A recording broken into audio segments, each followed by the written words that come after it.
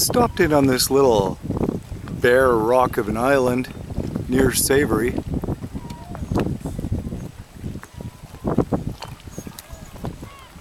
And what an amazing place. It's full of seals, birds of every description. This little cove here, 15 feet of water. And here, at the end of the cove, a cabin with a couple of people who are just as curious, looking back at me. I'd love to climb up that hill. I don't know if I should bring Boaz on this rock with all of these seals and sea lions here. I don't know if you can see this guy, but he'd probably be about the size of a Volkswagen. Oh yeah, amazing place.